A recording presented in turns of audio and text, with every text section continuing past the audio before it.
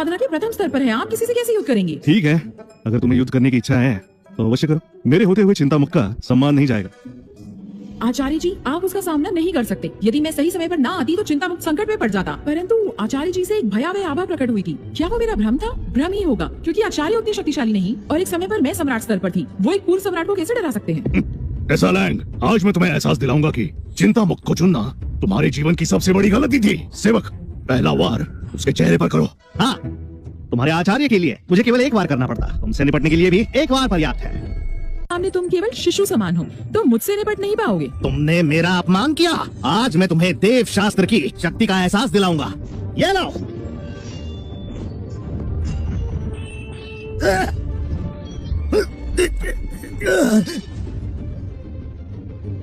मेरे लिए तुम नन्हे शिशु समान ही हो। असंभव, तुमने इतनी जल्दी ऊर्जा शक्ति का निर्माण किया। हाँ, सेवक, तुम बड़ी जल्दी पराजित हो गए। उसने पलक झपक दी, तुम्हें धूल चटा दी। टेसा लैंग तुमसे स्तर में केवल एक अंक आगे है। तुम तो एक बार में ही पराजित हो गए। इतना अधिक कौशल चिंतामुक्त में बर्बाद हो रहा है। तुम्हारी शिष्या के पास कौशल भी है और वो चिंतामुक्त के बारे में सोचती भी है। केविन, तुम बड़े भाग्यशाली हो जो ऐसी शिष्या मिली। चिंता मुक्त में होना 10 वर्षों के आशीर्वाद के समान है। और जब मैं सम्राट स्तर साकार करूंगी तो अपने आचार्य को अपना शिष्य बनाकर सम्राट स्तर तक पहुंचने में उनकी सहायता करूंगी। ये मेरा सेवक अवश्य है, परंतु ये साधना के प्रथम स्तर के मध्य वर्ग में है। परंतु मेरी सेवा में इसकी तपस्या में अड़चन आती रहती है, केवल इसलिए ये पराजित हो गया। आचार्य जी, यदि उसने अपनी असली शक्ति छुपाई ना होती तो मैं पराजित ना होता। पराजित हो ही गए हो तो मान लो ना, देव शास्त्र पराजय स्वीकारता है, किंतु युद्ध अभी समाप्त नहीं हुआ। तुम्हारे पास एक अच्छी तलवार भी नहीं, तुम कैसे युद्ध करोगी? देखो मेरी ये तलवार, ये देव शास्त्र की दिव्य तलवार है। क्या चिंतामुक्त के पास ऐसा कुछ है? दिव्य तलवार हमारे पास नहीं है, लेकिन एक टूटी तलवार से भी मैं तुम्हें पराजित कर दूंगी। भले ही हमारे स्तरों में अंतर है, परंतु मेरे पास मेरे पूर्व जन्म की स्मृति है। मैं रहस्यमयी तकनीकों से स्वर्णिम स्तर के योद्धा योगी से युद्ध कर सकती हूँ। चिंतामुक्त अब केवल एक खंडर है। दिव्य तलवार को छोड़ो, तुम्हारे पास तो एक ठीक ठाक अस्त्र भी नहीं है। क्या ये सत्य नहीं? टेसा लैंग, हमारे साम्राज्य के 5 गुरुकुल में चिंतामुक्त सबसे बेकार है। तुमने सच में कैसा गुरुकुल चुन लिया? क्या तो तुम पागल हो या तुम केविन को चाहती हो? योद्धा योगी कौशल और नींव देखते हैं, चाहे कौशल कितना ही उत्तम हो। बिना उत्तम नींव के आगे बढ़ना असंभव है। टेसा, सुनो, तुम्हारे आचार्य केवल एक निगम्य है। चिंता मुक्त के पास तुम्हें देने के लिए कुछ नहीं। तुम्हारे वहाँ रहने से तुम्हारा कौशल केवल बर्बाद होगा। अरे, मैं अपनी शिष्या के लिए अस्त्र तैयार करना भूल गया। शिष्य, अस्त्र पकड़ो। ये क्या आचार्य जी, ये अठखेलियों का समय नहीं। रुको, ये क्या देखना पड़ रहा है? एक मुर्गे के बड़े पंजे को तुम अस्त्र कहते हो? कैसा? तुम्हारे आचार्य तुम्हें एक अच्छा अस्त्र नहीं दे सकते? ऐसे अस्त्र से क्या करोगी? वो तुम्हें पराजित होने को भेज रहा है क्या? परंतु ये पंजे जैसा गाड़ा काफी बड़ा है। पता नहीं मुर्गी के पंजे कब से इतने लंबे होने लगे। केविन, हद कर दी तुमने। मुर्गी का पंजा अस्त्र कैसे हो सकता है? ये मुर्गी के पंजे से बना अस्त्र नहीं, बल्कि ये किसी और के पंजे से, फीनिक्स के पंजे से बना अस्त्र है। केवल बड़ी बड़ी बातें करते रहो। फीनिक्स कब से तुम जैसों के आसपास भटकने लगे? फीनिक्स एक दिव्य पक्षी है, केवल सम्राट स्तर वाले ही उसे दूर से निहार सकते हैं। तुम जैसा कोई उसे पकड़ भी सकता है क्या? मेरे आचार्य बहुत ही बेकार हैं। पहले मुझे मुर्गी की हड्डी की स्थापना के लिए अब उसके पंजे से बना अस्त्र दे रहे हैं। अच्छा है कि मैं राजकुमारी हूँ और किसी भी चीज को तलवार बना सकती हूँ, वरना मैं पराजित हो जाती। आचार्य जी, चूंकि आप मेरे गुरु हैं, मैं आपका सम्मान करती हूँ। मेरा गुरु सही था, मुर्गे के पंजे के साथ भी मैं तुम्हें हरा सकती हूँ। टेसा, देख तेरा बेकार गुरु, सिर्फ बड़ी बड़ी बातें और कोई बल नहीं। अपनी माँ की सुन, वापस आ जा, ठीक है? माँ, मुझे चिंतामुक्त की रक्षा करनी है। निश्चिंत रहिए, जब चिंतामुक्त हमारा होगा तब भी टेसा वही रहेगी, क्योंकि वो देव शास्त्र का द्वितीय गुरुकुल होगा। धन्यवाद छोटे योद्धा योगी जी। अब तुम्हारा सामना देव शास्त्र की दिव्य तलवार से होगा।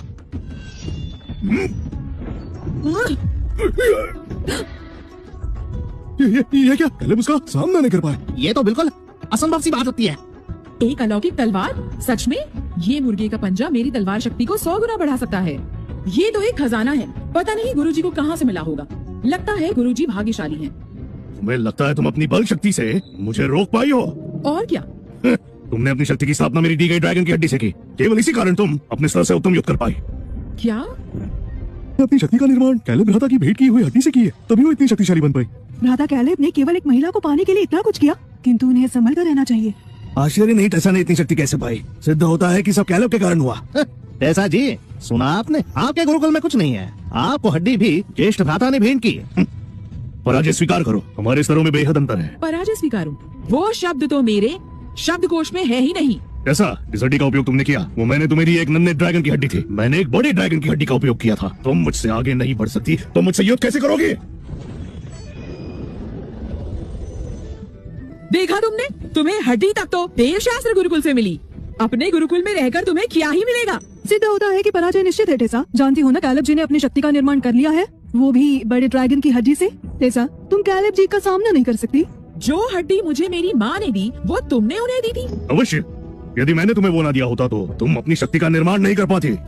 अच्छा है कि मैंने उसका उपयोग नहीं किया अपनी मूल स्थापना के लिए, अन्यथा मैं कैलेब का सामना नहीं कर पाती और पराजित हो जाती। भले ही मैंने मुर्गी की हड्डी का उपयोग किया है, परंतु मैं कैलेब से कमतर नहीं और मैं इस अस्त्र से अपनी संपूर्ण शक्ति की सहायता से उसे पराजित कर सकती हूँ। कैसा को तो वो हड्डी मैंने दी थी। वो फीनिक्स की हड्डी है जो कि मूल स्थापना हेतु बेहद उत्तम होती है। वो ड्रैगन की हड्डी से भी सर्वोत्तम है। ठीक है, अब तो समझ गए होंगे।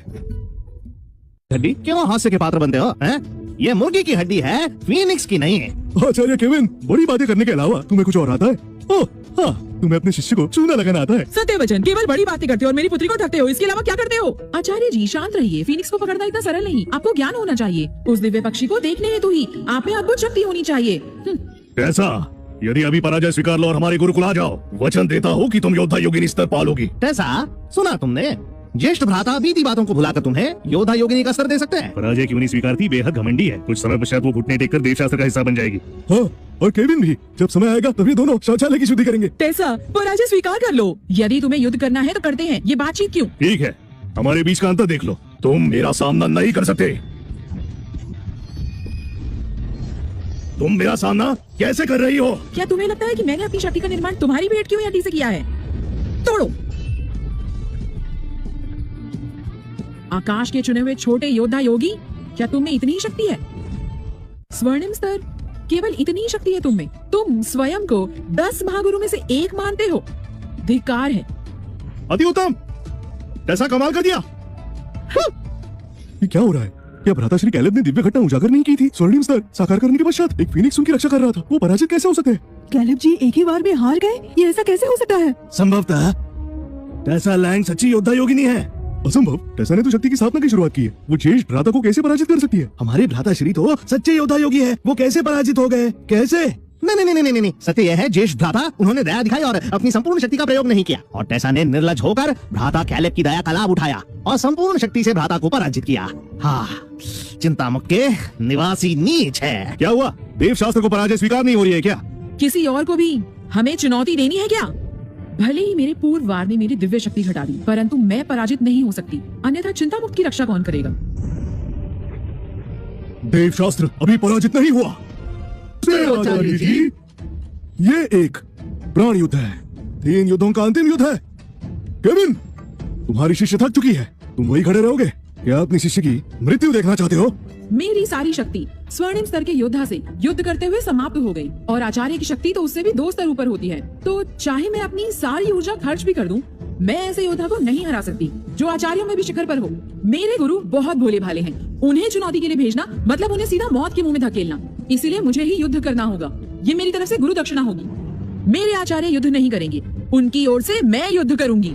केविन, अगर तुम मर्द हो तो अपनी शिष्य की जगह तुम युद्ध करो। मेरे पिता तुम्हें मारेंगे नहीं। हाँ, एक युवती के पीछे छुपते हो, कैसे मत हो आप? आचार्य केविन, स्वयं हमारे आचार्य आपसे युद्ध करने आए हैं। यदि आप पराजित भी हुए तो भी सम्मान की बात है। सत्यवचन, आपको डींगे मारने में रुचि है ना? जब आप देवशास्त्र के सेवक होंगे तो कहानी बताइए कैसे आपने हमारी दिव्य आचार्य से युद्ध किया। दिव्य आचार्य? मेरे आचार्य को ललकारने से पहले मुझसे युद्ध करना होगा, समझ गए आप? तुम्हें अब भी मेरी शक्ति का स्मरण नहीं है। अरे ये क्या?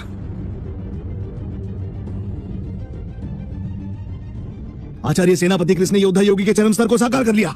इन्होंने तो सारी बाधाएं तोड़ दी है। अद्भुत। एक दिव्य योद्धा योगी बनकर आपने संपूर्ण साम्राज्य में अपना सम्मान और अधिक बढ़ा लिया। अत्यंत शक्तिशाली, अपनी शक्ति से वो चिंता मुक्त को शमशान में बदल देंगे। मेरे पिताश्री की शक्ति के बल पर हम अवश्य विजयी होंगे।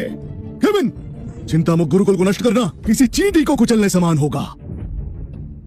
केविन, तुम स्वयं को एक आचार्य कहते हो, केवल महिला के पीछे छिप सकते हो, युद्ध करने से भयभीत हो। केविन, लगता है तुम्हें मृत्यु से बहुत ज्यादा भय है। सत्यवचन, यदि तुम दुर्बल हो तो आचार्य के पद को त्याग दो। तुम्हारे गुरुकुल में अब बस 2 ही लोग हैं और तुम्हारी शिष्य पराजित हो जाएगी। अब केवल तुम बचे हो। कैसा? अपने व्यर्थ आचार्य को देखो, वो कितना भयभीत है। वो तुम्हें कैसे सुरक्षित रखेगा? हाँ, अपनी माता की बात मान लो। साधना के लिए सबसे आवश्यक है शक्तिशाली आचार्य की शिक्षा, और तुम्हारा आचार्य केवल एक निम्न स्तर का आम योद्धा योगी है। चिंता मुक्त में तुम्हें कोई लाभ नहीं होगा। सुना, मुझे दुर्बल लोगों पर बल का प्रयोग करना उचित नहीं लगता। तुम कठिन परिश्रम से दिव्य स्तर पर पहुंचे हो। यदि मैंने अनजाने में तुम्हें अपाहिज किया, तुम्हारा परिश्रम व्यर्थ है। अपाहिज करोगे मुझे? केविन, तुम केवल एक आम योद्धा योगी हो। युद्ध करने का साहस है भी या केवल कायरों की तरह हिचकते रहोगे? पुरुष हो ना केविन, यदि तुमने युद्ध करने से मना किया तो तुम्हें पराजित घोषित किया जाएगा। मुझे देखना है कि क्या तुम में साहस है मेरे गुरुकुल की एक चींटी को भी नष्ट करने का। मेरे गुरुकुल की केवल एक चींटी तुम्हें पाठ पढ़ाएगी। चींटी, जाओ उसका सामना करो। क्या मैं स्वप्न तो नहीं देख रहा? देखा सबने? क्या केविन ने सच में एक चींटी को भेजा है युद्ध हेतु? सुना, तुम किसका तिरस्कार कर रहे हो? केविन, तुम तो एक कायर हो जो अपने स्थान पर एक चींटी भेज रहा है। धिक्कार है। केविन, आचार्य होकर तुमने एक चींटी को भेजा। आचार्य केविन, यदि भयभीत हो तो पराजय स्वीकार लो। कम से कम हंसी के पात्र तो नहीं बनोगे। वास्तव में केविन, तुम महान कलंकजनक आचार्य हो हमारे समस्त साम्राज्य के। देखा टेसा, तुम्हारा आचार्य कितना बड़ा कायर है। उसमें युद्ध करने का साहस नहीं, वो एक चींटी को भेज रहा है। आचार्य जी। सुनो शिष्य, अपने आचार्य पर विश्वास रखो। एक चींटी को भेजा? क्या तुम मेरे आचार्य को अपमानित कर रहे हो? केविन, आशा नहीं थी कि तुम अत्यंत कायर होंगे। तुम स्वयं युद्ध का साहस नहीं रखते। क्रिस, तुम पहले मेरी चींटी को पराजित करो। मुझे भय है कि यदि मैंने युद्ध किया तो तुम अपाहिज स्वर्गवासी न हो जाओ। ठीक है, मैं इसे रौंद दूंगा। फिर देखते हैं तुम क्या करोगे। केविन, देख लिया तुमने, मैं तुम्हें सरलता से इस चींटी के समान रौंद दूंगा। वो देखो, असंभव। अंततः केविन है कौन? केवल एक आम तपस्वी, किंतु वो अपने गुरुकुल में दिव्य इच्छाधारी पशु पालता है। रूप कैसे बदल लिया? कैसे संभव है? सबसे भयंकर बात तो ये है कि इसने आचार्य क्रिस के वाक को रोका। इसका मतलब हो सकता है ये एक दिव्य चींटी है। चिंता मुक्त में दिव्य प्राणी कब से निवास करने लगे? इच्छाधारी चींटी, सबक सिखाओ उन्हें। मैं आपकी आज्ञा का पालन करूंगी आचार्य जी। अति उत्तम इच्छाधारी चींटी। मेरे आचार्य एक सच्चे दिव्य योद्धा योगी है और अस्त्र शस्त्र युद्ध में सर्वोत्तम है। ये चींटी भी उनका सामना नहीं कर सकते। सत्य वचन है तो ये केवल एक चींटी है। मेरे आचार्य इसे एक बार में पराजित कर देंगे। केविन, यदि ये चींटी का विजयी होना तुम्हारा अंतिम विकल्प है, तब भी तुम पराजित होंगे।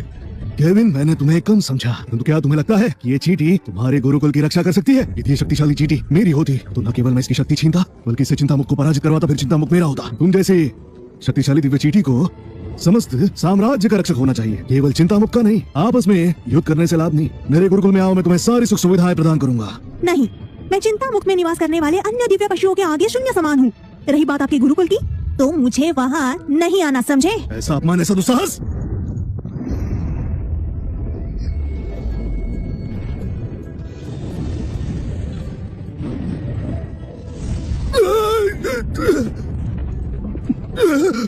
आचार्य जी, इतने दुर्बल होकर चिंता मुक्त को चुनौती देने का दुस्साहस? असंभव। यह अवश्य एक स्वप्न है। एक दिव्य इच्छाधारी पशु है। ऐसा संभव है कि यही चिंता मुक्त गुरुकुल का सत्य स्वरूप है? देव समान पर स्थित एक दिव्य जीव। ये चींटी इतनी शक्तिशाली कैसे? आचार्य क्रिस तो देव स्तर पर है। हमारे सम्राट भी एक बार में उन्हें पराजित नहीं कर सकते। क्या हमारे आचार्य इतने दुर्बल है? एक बार में पराजित हो गए, उससे बुरा तो यह है कि उनकी शत्रु एक चींटी है। ये देव शास्त्र के शिष्यों के लिए लज्जाजनक स्थिति है। असंभव। मेरे आचार्य पराजित नहीं हो सकते। ये नहीं हो सकता, असंभव। नहीं, ये अनुचित है। हमारे आचार्य जी आश्चर्यचकित थे, इसलिए बचाव नहीं कर पाए और खाली चींटी ने धोखे से वार किया। यदि विश्वास नहीं होता तो फिर से हमें चुनौती दो। चिंतामुक्त गुरुकुल में ऐसे साधन नहीं है जो दिव्य पशुओं का पालन पोषण करे। यह असंभव है। राजदूत, केविन ने ये बात गुप्त रखी। अवश्य सभी को ज्ञात है कि चिंतामुक्त गुरुकुल में कोई भी रूपांतरण करना नहीं जानता। कोई पशु मनुष्य का रूप धारण नहीं कर सकता। ये काली चींटी अवश्य ही असुर समुदाय से आई है और इसे लाने वाला केविन है। असुरों के साथ मित्रता, वो आचार्य बनने के योग्य नहीं। असुर समुदाय से सहायता? हाँ, मुझे ज्ञात था, अन्यथा केविन के पास ऐसी जीव कैसे आ सकती है? ज्ञात होता है असुरों की सहायता से हुआ है। हाँ, केविन, तुम बेहद नीच हो। हाँ, इच्छाधारी जंतु तो बेहद दिव्य होते हैं। चिंतामुक्त गुरुकुल में कुछ नहीं है, तो वहाँ ऐसी जंतु पल कैसे रही है? ये अवश्य ही असुर समुदाय से है। केविन ने बाहरी लोगों की सहायता ली, उसने स्पष्ट रूप से छल किया। राजदूत, कृपया आप ही न्याय कीजिए। केविन को आचार्य पद से हटा दीजिए। टेसा, तुमने सुना ना? तुम्हारे आचार्य का संबंध असुरों से है, उससे दूर रहो। आचार्य जी, क्या ये सत्य है कि आप असुरों से संबंध रखते हैं? मेरे आचार्य आप तो सहायता भी नहीं करते। रहने दीजिए, बस मेरी राह में बाधा बनेंगे। अविश्वसनीय। आचार्य केविन ने विजय होने के लिए मर्यादा लांग दी। यदि हमारे आचार्य ने ये न कहा होता तो आचार्य केविन तो अपने छल से विजयी हो जाते। ये वास्तव में मेरे गुरुकुल में पली है, तो ये असुर कैसे हो सकती है? आचार्य जी ने अंततः मुझे स्वीकार किया, मैं बेहद प्रसन्न हूँ। महाराज, औपचारिकता की आवश्यकता नहीं। महाराज, केविन ने साम्राज्य के नियमों का उल्लंघन किया और असुर समुदाय से मित्रता की। कृपया नियमानुसार उस पर कार्यवाही कीजिए। असुर समुदाय? हाँ, वो युवती जो यहाँ काले वस्त्रों में है, वास्तव में एक चींटी है। उसका चिंतामुक्त गुरुकुल में होना संभव नहीं। मुझे सबकी परख है। वो वास्तव में चिंतामुक्त गुरुकुल की दिव्य जंतु है, क्योंकि उसमें वहाँ की प्रभा का अंश है। हाँ? असंभव। चिंतामुक्त गुरुकुल में ऐसी जीव कैसे हो सकती है? क्या आपको संपूर्ण विश्वास है महाराज? चिंतामुक्त गुरुकुल एक अनुचित स्थान है। वहाँ ऐसी शक्तिशाली जीव कैसे रह रही थी? एक समय पर वो गुरुकुल इस साम्राज्य का सर्वश्रेष्ठ प्रतीक था। इतिहास पढ़ा है तो यह असामान्य कैसे हो सकता है? यदि उसका इतिहास विराट है, इससे यह सुनिश्चित नहीं होता वहाँ दिव्य जंतु होगी। क्या तुम्हें मुझ पर संदेह है? मैं देवशास्त्र गुरुकुल आपसे सहमत है। प्राण युद्ध यही समाप्त होता है। चिंतामुक्त गुरुकुल विजयी हुआ। किसी को अस्वीकार है? सब तुम्हारा दोष है। तुमने कहा तुम गुरुकुल के लिए युद्ध करोगी, परंतु अपनी जान क्यों दांव पर लगानी? माँ, मुझे आशा नहीं थी कि चिंतामुक्त की विजय होगी। वहाँ लोग कम है। हाँ, अब जब देव शस्त्र की नीति नाकाम रही तो चिंतामुक्त अब भी केविन के नेतृत्व में रहेगा। राजदूत घोषणा कीजिए। अवश्य। इस प्राण युद्ध में चिंतामुक्त विजयी हुई। अब से देव शास्त्र को चिंतामुक्त का सेवक बनाया जाता है। मेरी प्रिय शिष्य, तुमने कठिन परिश्रम किया। अब अपने आचार्य के साथ गुरुकुल चलो, मैं तुम्हारे लिए भोजन पकाऊंगा। सुनिए आचार्य जी, मेरे लिए कुछ कार्य। अब से तुम गुरुकुल में रहकर वहाँ की रक्षा करोगी। जो आज्ञा। केविन, तुम देखो, मैं अवश्य ही तुम्हारी गुरुकुल को और टेसा को अपना बनाऊंगा। इस इच्छाधारी चींटी का क्या रहस्य है? क्या लगता है तुम्हें ये कोई आम चींटी है जो यहाँ पली है? आचार्य जी, क्या डींगे न मारने से आपका कुछ बिगड़ जाएगा? आज तुमने कठिन परिश्रम किया, जाओ विश्राम करो। बाद में मैं तुम्हारे लिए उत्तम भोजन बनाऊंगा। आवश्यकता नहीं। मैं योद्धा योगिनी हूँ, भोगी नहीं। मैं साधना करने जा रही हूँ।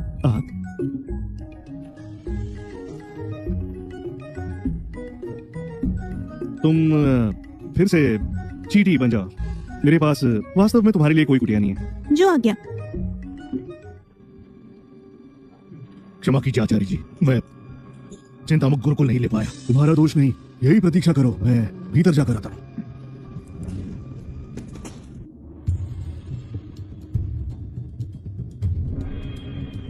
प्रणाम सेनापति मॉर्गन।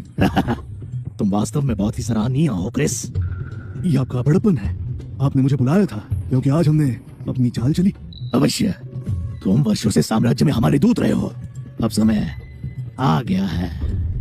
हम तैयार रहेंगे। क्या मैं जान सकता हूँ आरंभ कहाँ से करना है? चिंतामुक्त गुरुकुल। चिंतामुक्त गुरुकुल क्यों? सीधे सीधे साम्राज्य और महाराज पर वार क्यों नहीं? मेरी नीति थी कि तुम्हें महाराज बनाया जाए, फिर मैं साम्राज्य को नष्ट करूंगा, परंतु अब नीति बदल गई। दिव्य लोक से कोई आने वाला है। उन्होंने आज्ञा दी कि पहले चिंतामुक्त गुरुकुल से निपटो। दिव्य लोक से? हाँ, असुर समुदाय के केंद्र स्थल से आज्ञा है। वो चाहते हैं कि मैं चिंतामुक्त गुरुकुल में घुसपैठ करने का मार्ग ढूंढूं। मुझे अपने समुदाय से शक्तिशाली लोगों को वहाँ भेजना होगा। कार्य सरल है। हमारी साम्राज्य की सुरक्षा व्यू पांचों गुरुकुल के आध्यात्मिक नदियों से सुरक्षित है। यदि मैं चिंतामुक्त गुरुकुल की नदी को काट दूं तो वहाँ की सुरक्षा व्यू विलुप्त हो जाएगी। तब हम वहाँ सरलता से बाहर से घुसपैठ कर सकते हैं। अति उत्तम। उस समय तुम अपने शिष्यों से कहना कि वो कहीं भी न जाए, ताकि वो हमारी नीति में हस्तक्षेप न करे। समझ गया। मैंने वर्षों से आज के दिन की प्रतीक्षा की। अंततः हम अब चाल चल सकते हैं। तुम घुटनों के बल क्यों बैठे हो? आचार्य जी, सारा दोष मेरा है। मैं टेसा को पराजित न कर सका और चिंतामुक्त गुरुकुल न ले सका। भले हम विजयी ना हुए, परंतु उसे नष्ट तो कर सकते हैं। नष्ट करना है? मार्गदर्शन कीजिए आचार्य जी। हमारे साम्राज्य में 5 गुरुकुल है, प्रत्येक के पास आध्यात्मिक नदी है। यदि चिंतामुक्त की नष्ट हो गई तो क्या वो स्थान रहने योग्य होगा? यदि हमने नदी नष्ट की तो वो हमारे किस काम की? मूर्ख, यदि नदी नष्ट हुई तो उसे ठीक नहीं किया जा सकता। मैं समझ गया, धन्यवाद पिताजी। आचार्य जी, वास्तव में तुम मेरे उत्तम पुत्र हो। जादूगर नीचे, मैंने अपने दूत को सूचित कर दिया घुसपैठ के बारे में। नीति के अनुसार आगे बढ़ेंगे। रात्रि के समय साम्राज्य की सुरक्षा व्यू भी बंद हो जाएगी।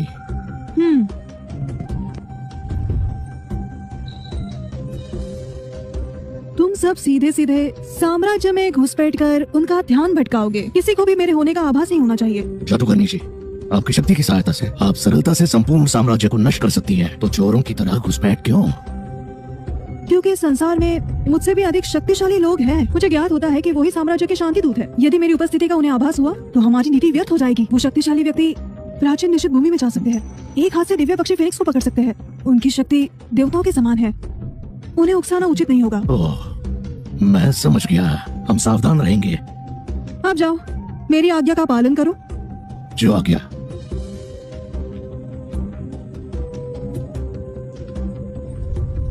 राजकुमारी टेसा, आज तुम्हारा अंत निश्चित है। शीघ्र आध्यात्मिक नदी ढूंढो। हाँ। आचार्य जी ने सत्य कहा, चिंतामुक्त को नष्ट करते हैं, जैसा